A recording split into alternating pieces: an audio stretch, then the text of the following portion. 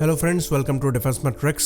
तो अपने past video में हम ये डिस्कस कर चुके हैं कि कैसे टर्की को वेपन्स देने से मना कर दिया है यूनाइटेड स्टेट्स ने, और जो इम्पोर्टेंट F-16 के अपग्रेड्स हैं इनको भी प्रोवाइड कराने से मना कर दिया है।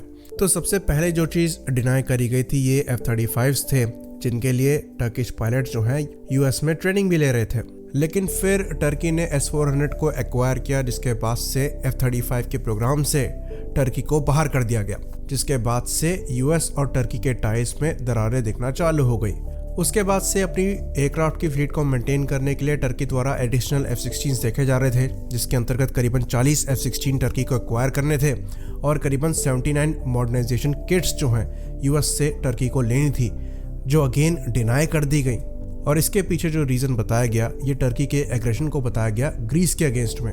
पर इसके काउंटर में ग्रीस को ब्लॉक 70 के अपग्रेड्स भी प्रोवाइड किए गए, साथ ही साथ अब टर्की के ही F-35 को प्रोवाइड करने की बात चल रही है। तो ग्रीस द्वारा पहले ही रफाल एक्वायर किए जा चुके हैं, F-16 इनके अपग्रेड ही हो रहे हैं, और अगर F-35 इनको मिल जाएंगे तो ये कम्प्लीटली डोमिनेट करेंगे टर्किश एयरफोर्स को। टर्की के पास यहाँ पर काउंटर करने के लिए फिलहाल के लिए कोई प्लान नहीं है, क्योंकि इन्होंने अपनी स्ट्रेटजी F-35 को दिमाग में रखकर बनाई थी, और जो इनके इंडिजिनस 5th जनरेशन एयरक्राफ्ट हैं जिसमें TFX फाइटर है, इनको आने में कम से कम 8 साल का समय लगेगा। तो इन 8 सालों में टर्किश एयरफोर्स काफ़ी कॉम्प्रोमाइजिंग पोजीशन में रहेगी, और इस चीज़ को सही करने के लिए टर्की द्वारा यूके को देखा जा रहा है। तो टर्की द्वारा यूनाइटेड किंगडम से बात करी गई है, जिसके अंतर्गत पॉसिबल सेल को डिस्कस किया गया है, फाइटर एयरक्राफ्ट की, ट्रांसपोर्ट एयरक्राफ्ट की, साथ ही साथ फ्रिगेट्स की। तो टर्की द्वारा इंटरेस्ट दिखाया जा रहा है यूरोफाइटर टाइफून में, और ये जहां तक है ग्रीस के रफाल को काउंटर करने के लिए हो सकता है। इसके अंतर्गत इनके द्वारा 1 से 2 स्क्वाड्रन एक्वायर किए जा सकते हैं यूरोफाइटर टाइफून के। तो ये 24 से 48 एयरक्राफ्ट हो सकते हैं। साथ ही साथ क्योंकि ये काफ़ी नए प्लेटफॉर्म होंगे तो इन एयरक्राफ्ट के साथ टर्की को एडजस्ट करने में समय लगेगा, लेकिन इसकी तैयारी इन्होंने पहले से चालू कर दी थी। तो कतर के जो यूरोफाइटर टाइफून है ये टर्की भेजे गए हैं कई बार, और जो प्लेटफॉर्म की फेमिलियराइजेशन की प्रक्रिया है ये इन्होंने कंडक्ट कर रखी है, तो ये मशीन को जानते हैं। तो अगर ये लेटेस्ट स्टैंडर्ड के यूरोफाइटर टाइफून्स को एक्वायर करते हैं तो ये रफाल को अच्छी खासी टक्कर देने में सक्षम होंगे, और ग्रीस के अगेंस्ट पे कम से कम कुछ चीज़ों में बैलेंस आउट करने की कोशिश करेंगे। बाकी F-16 के अपग्रेड की बात करें तो ग्रीक F-16 जो है वो ब्लॉक 70 में अपग्रेड हो रहे हैं, और टर्किश F-16 जो है ये इनके द्वारा कंट्री में ही अपग्रेड किए जाएंगे।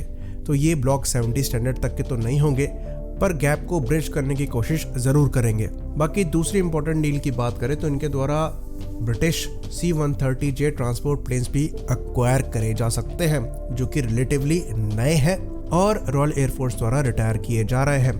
करीबन 14 C-130J एयरक्राफ्ट ब्रिटेन द्वारा सेल के लिए आगे रख दिए जाएंगे 2023 से 2025 के बीच में, यानी कि इस साल से 2025 के बीच में। तो यहाँ पर भी टर्की हाथ साफ करने के चक्कर में है। तो ये एक्चुअली काफ़ी अच्छी डील है, और इंडिया को भी इंटरेस्ट शो करना चाहिए, क्योंकि हमारे द्वारा पहले ही एक्सटेंडेड फ्यूसलाज वाले C-130J-30 सुपर हर्कुलीज यूज़ किए जाते हैं, और इनकी जो कैपेबिलिटी है ये प्रूवन है। ये अनप्रिपेयर्ड रनवेज में लैंड कर सकते हैं और 20 टन के ऊपर कार्गो को एक जगह से दूसरी जगह ले जा सकते हैं। तो इस डील को लेकर भी टर्की यूके के साथ बातचीत कर रही है। बाकी अगली इंपॉर्टेंट डील की बात करें तो इनके द्वारा करीबन 3 टाइप 23 फ्रिगेट्स जो हैं ली जा सकती हैं, जो कि यूके द्वारा रिटायर करी जा रही हैं। तो ये जो टाइप 23 फ्रिगेट्स है ये 2023 यानी कि इसी साल से रिटायर करी जानी है, और ये लेट 80s में यूके द्वारा सर्विस में इंडक्ट करी गई थी। तो ये करीबन 4900 टन क्लास कैटेगरी की फ्रिगेट्स हैं, जो कि ऑफेंसिव रोल में करीबन 8 हार्पून मिसाइल को कैरी करती हैं। तो ये डिसेंट एंटी शिप और एंटी सबमरीन कैपेबिलिटी प्रोवाइड कराने में सक्षम होंगी। बाकी एक और डील को यहाँ पर डिस्कस किया जा रहा है, जो कि पुराने M60 टैंक के इंजन्स को लेकर है। तो टर्की द्वारा अपने पुराने M60 टैंक्स के मॉडर्नाइजेशन को किया जा रहा है, और इसके अंतर्गत जो इंजन्स हैं ये यूके से लेना चाहते हैं। तो ये जो पूरी डील है ये अराउंड $10 बिलियन की पड़ सकती है, जिसके अंतर्गत अगर हम यूरोफाइटर टाइफून को हटा दे तो बाकी चीज़ें जो हैं ये सेकेंड हैंड यूके से ली जानी है। तो डेफिनेटली यहाँ पर ग्रीस के मुकाबले गैप को ब्रिज करने की कोशिश करी जा रही है, पर ये सफिशिएंट नहीं है। आई होप इन्फॉर्मेशन यहाँ पर क्लियर हुई हो। इसी बात पर हम इस वीडियो को ख़त्म करेंगे। लाइक करिए, सब्सक्राइब करिए। जय हिंद।